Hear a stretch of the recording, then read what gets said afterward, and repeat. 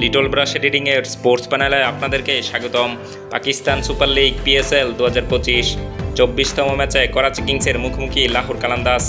মোহাম্মদ ইরফান খানের জোরো 21 বলে 48 রানের অপরাজিত ইনিংসের বদৌলতে করাচি কিংস চিরপ্রতিদ্বন্দ্বী লাহোর কালান্দাসকে 15 ওভারের বৃষ্টিবিঘ্নিত ম্যাচে 4 উইকেটে হারিয়ে এক গুরুত্বপূর্ণ জয় তুলে নিয়েছে গাদ্দাফি স্টেডিয়ামে। কিংস 168 রানের লক্ষ্যমাত্রা 14.3 ওভারে অতিক্রম করে।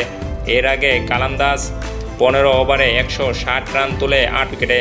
তবে বৃষ্টির কারণে 7.5 ওভার খেলা বন্ধ হওয়ায় DLS পদ্ধতির লক্ষ্য দ্বারা 167 রান।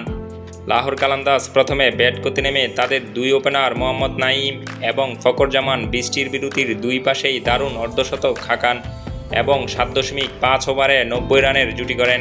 নাঈম টানা দ্বিতীয় HPL PSL-এ অর্ধশতক হাঁকান, 29 বলে 65 রান করেন, যেখানে ছিল 6টি 4 ও 5টি ছক্কা।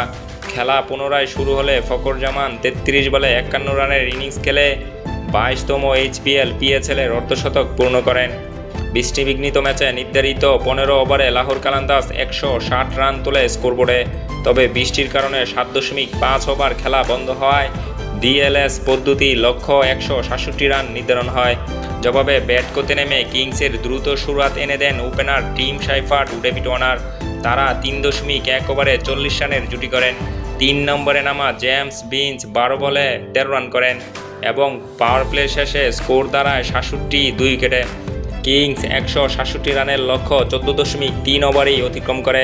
করাচি কিংসের এই জয়ের ফলে কিংস 10 পয়েন্ট নিয়ে পয়েন্ট টেবিলের তৃতীয় স্থানে উঠে আসে এবং ইসলামাবাদ ইউনাইটেড সমান পয়েন্ট অর্জন করে।